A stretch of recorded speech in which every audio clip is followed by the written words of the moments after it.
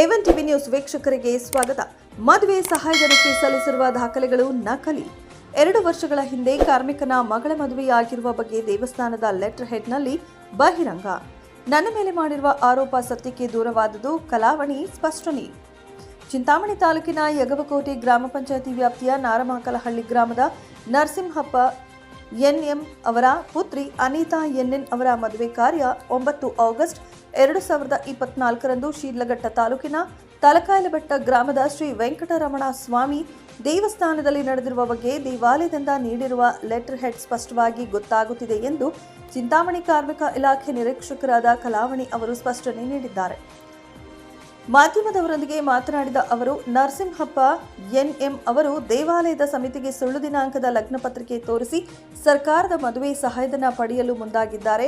ಇದರ ಬಗ್ಗೆ ನಾನು ಖುದ್ದಾಗಿ ಇಂದು ತಲಕಾಯಲಬೆಟ್ಟ ಗ್ರಾಮದ ಶ್ರೀ ವೆಂಕಟರಮಣ ಸ್ವಾಮಿ ದೇವಾಲಯಕ್ಕೆ ಭೇಟಿ ನೀಡಿ ಮದುವೆ ಕಾರ್ಯ ನಡೆಸಲು ನರಸಿಂಹಪ್ಪ ಎನ್ಎಂ ಅವರು ನೀಡಿರುವ ದಾಖಲೆಗಳು ಪಡೆದುಕೊಂಡು ನರಸಿಂಹಪ್ಪ ಎನ್ಎಂ ಅವರ ಮೇಲೆ ಸರ್ಕಾರಿ ಸೌಲಭ್ಯ ಪಡೆಯಲು ವಂಚನೆ ಮಾಡಿರುವ ಆರೋಪದ ಮೇರೆಗೆ ಮೇಲಾಧಿಕಾರಿಗಳಿಗೆ ವರದಿ ಸಲ್ಲಿಸಿ ಅವರ ವಿರುದ್ಧ ಕಾನೂನು ರೀತಿಯಲ್ಲಿ ಕ್ರಮ ಜರುಗಿಸುತ್ತೇವೆ ಎಂದು ಹೇಳಿದರು.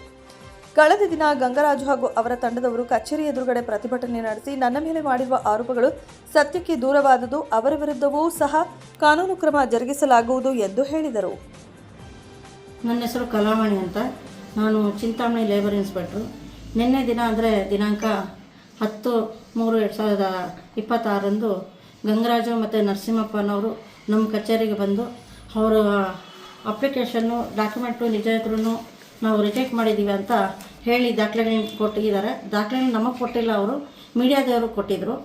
ಆ ದಾಖಲೆಗಳನ್ನು ನಾನು ನೋಡಿ ಈ ದಿನ ಅವರು ಎಲ್ಲಿ ಮದುವೆ ಆಗಿದ್ರು ಅಂತ ಹೇಳಿದರು. ಶ್ರೀ ವೆಂಕಟರಮಣ ಸ್ವಾಮಿ ದೇವಾಲಯ, ತಲಕಾಯಲಬೆಟ್ಟ ಗ್ರಾಮ, ಶಿಡ್ಲಘಟ್ಟ ತಾಲೂಕು, ಚಿಕ್ಕಬಳ್ಳಾಪುರ. ಈ ದೇವಸ್ಥಾನಕ್ಕೆ ನಾನು ಹೋಗಿ ಅವರು ಕೊಟ್ಟಿದ್ದ ದಾಖಲೆ ಸರಿ ಇದೆ ಅಂತ ಕೇಳಿ ವಿಚಾರಿಸಿದಾಗ ಸದರಿ ದೇವಸ್ಥಾನದವರು ಈ ರೀತಿ ಉತ್ತರ ಕೊಟ್ಟಿದ್ದಾರೆ.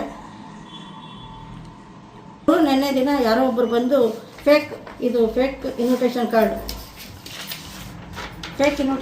ಕೊಟ್ಬಿಟ್ಟು ಈ ಕಾರ್ಡ್ಗೆ ಇಲ್ಲಿ ಮದುವೆ ಆಗಿದೆ ಅಂತ ಒಂದು ನಮಗೆ ಪತ್ರ ಕೊಡಿ ಅಂತ ಕೇಳಿದ್ದಕ್ಕೆ ಈ ಪತ್ರ ಕೊಟ್ಟಿದ್ದೀವಿ ಅಂತ ಹೇಳಿ ಅವರು ದೇವಸ್ಥಾನದ ಕಚೇರಿಯವರು ಹೇಳಿದರು. ಅದಕ್ಕೆ ನಾನು ಅವ್ರ ಹತ್ರ ಆ ಮದುವೆ ಆಗಿದ್ದ ದಿನಾಂಕ ಯಾವತ್ತು ಅದರ ರಿಸಿಪ್ಟ್ ಎಲ್ಲ ಕೇಳಿದಾಗ ಅವ್ರಿಗೆ ರಿಸಿಪ್ಟ್ ಕೊಟ್ಟಿದ್ದಾರೆ. ಇದು ಅವ್ರ ಮದುವೆ ಆದ ರಿಸಿಪ್ಟ್ ಆಗಿರುತ್ತೆ. ಮತ್ತು ಅದೇ ಮದುವೆ ಯಾವುದೇದಾಯಿತು ಅಂತ ಅವರೊಂದು ರಿಜಿಸ್ಟ್ರಲ್ಲಿ ಎಂಟ್ರಿ ಮಾಡಿರ್ತಾರೆ, ಅದರ ರಿಜಿಸ್ಟ್ರ್ ಇದಾಗಿರುತ್ತೆ. ಇದರ ಮೇಲೆ ನಾನು ಅವ್ರು ಕೇಳಿದಾಗ ಯಾಕೆ ನೀವು ಈ ಲೆಟ್ರ್ ಕೊಟ್ಟಿದ್ದೀರ ಅಂದರೆ ನಮಗೆ ಗೊತ್ತಿಲ್ಲ, ಆ ಇನ್ವಿಟೇಷನ್ ತೋರಿಸಿ ನಮಗೊಂದು ಲೆಟ್ರ್ ಕೊಡಿ, ಯಾವುದೋ ಒಂದು ಬೆನಿಫಿಟ್ ಇದೆ ನಮಗೂ ಕಟ್ಟಡ ಕಾರ್ಮಿಕರದ್ದು ಇದು ಮದುವೆದಕ್ಕೆ, ಅದು ಕೊಡಿ ಅಂದಾಗ ನಾನು ಯಾವುದೇ ದಾಖಲೆಯನ್ನು ಪರಿಶೀಲಿಸಿದೆ ನಿಜ ಇರ್ಬೋದು ಈ ಇನ್ವಿಟೇಷನ್ ಕಾರ್ಡ್ ಅಂತ ನಾನು ಕೊಟ್ಬಿಟ್ಟಿದ್ದೆ ಅಂತ ಲೆಟ್ರ್ ಕೊಟ್ಟಿದ್ದಾರೆ. ಅದು ಫೇಕ್ ಅಂತ ಅವ್ರಿಗೆ ಗೊತ್ತಾದ ಮೇಲೆ ಅದು ಅವರು ಎಲ್ಲನೂ ಬರೆದು ನನಗೆ ಈ ಥರ ಲೆಟ್ರಲ್ಲಿ ಕೊಟ್ಟಿದ್ದಾರೆ. ಈ ಗಂಗರಾಜ್ ಅನ್ನೋರು ಯಾವುದೇ ಯೂನಿಯನ್ ಇಲ್ಲ ಅವ್ರದ್ದೊಂದು CSC ಸೆಂಟರ್ ಆಗಿದೆ. ಅವರು ನಾನು ಈ ಚಿಂತಾಮಣಿ ಬಂದಾಗಿಂದ ಅವರು ಇದೇ ಚಾಳಿ ಆಗಿಬಿಟ್ಟಿದೆ. ಯಾವುದೋ ಫೇಕ್ ಇದೆ ಅಪ್ಲಿಕೇಶನ್ಸ್ ಎಲ್ಲ ಹಾಕ್ಬಿಡೋದು, ಅದು ರಿಜೆಕ್ಟ್ ಆದಾಗ ಬಂದು ಇಲ್ಲಿ ಜೋರಾಗಿ ಗಲಾಟೆ ಮಾಡೋದು, ನಮ್ಮ ಆಫೀಸ್ ಮುಂದೆ ಎಲ್ಲ ಮಾಡೋದು, ಒಳಗಡೆ ಎಲ್ಲ ಗಲಾಟೆ ಮಾಡೋದು. ನಮ್ಮ DO ಅವ್ರಿಗೆಲ್ಲ ನಿಮ್ಮನ್ನೇನು ಮಾಡ್ತೀವಿ ನೋಡಿ, ನಿಮ್ಮ ಮೇಡಮ್ ಎತ್ತಂಗಿ ಮಾಡಿಸ್ಬಿಡ್ತೀನಿ, ನಿನ್ನ ಕೆಲಸದಿಂದ ಕಿತ್ತಾಕ್ಸ್ಬಿಡ್ತೀನಿ, ಸಸ್ಪೆಂಡ್ ಮಾಡಿಬಿಡ್ತೀನಿ, ನೀವು ದುಡ್ಡು ತೊಗೋತೀರಾ ಅಂತ ಸುಳ್ಳು ನಮ್ಮ ಮೇಲೆ ದಾಖಲೆ ಎಲ್ಲ ದೂರುಗಳನ್ನ ಹೇಳ್ತಾ ಇರ್ತಾರೆ. ದುಡ್ಡು ತೊಗೊಳ್ಳೋದು ಯಾರೋ ಅವ್ರಿಗೆ ಗೊತ್ತಾಗಬೇಕು, ಯಾರು ದುಡ್ಡು ತೊಗೋತಾ ಇದ್ದೀವಿ, ಯಾರು ಯಾವ ಕೆಲಸ ಮಾಡ್ತಾಯಿದ್ದೀವಿ ಅಂತ.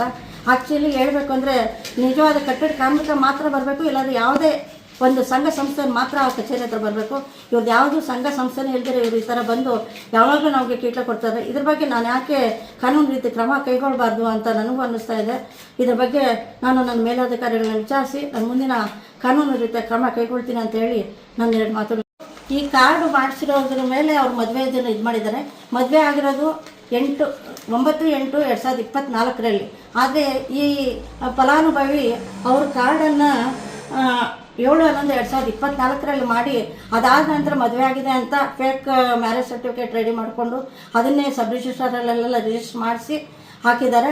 ಆ ಥರ ನೋಡಿದ್ರೆ 1 ವರ್ಷ ಕಾರ್ಡ್ ಆದ 1 ವರ್ಷದ ಮೇಲೆ ಹಾಕಬೇಕಾಯಿತು, ಅದನ್ನು 8 ತಿಂಗಳೊಳಗೆ ಹಾಕಿದ್ದಾರೆ. ಅದು ಸಹ ಇದು ರಿಜೆಕ್ಟ್ ಆಗಬೇಕಾಗುತ್ತೆ. ಇದು ಸಹ ಅವ್ರದ್ದು ಫೇಕ್ ಇದೆ. ಇದೆಲ್ಲ ಇದ್ದರೂ ಸಹ ನಮ್ಮ ಮೇಲೇ ದೌರ್ಜನ್ಯ ಮಾಡೋದು, ನಮ್ಮ ಕಚೇರಿಗೆ ಬಂದು ನಮ್ಮೆಲ್ಲ ದೌರ್ಜನ್ಯ ಮಾಡೋದು ಎಲ್ಲ ಹೇಳೋದು ಮಾಡಿದವರು.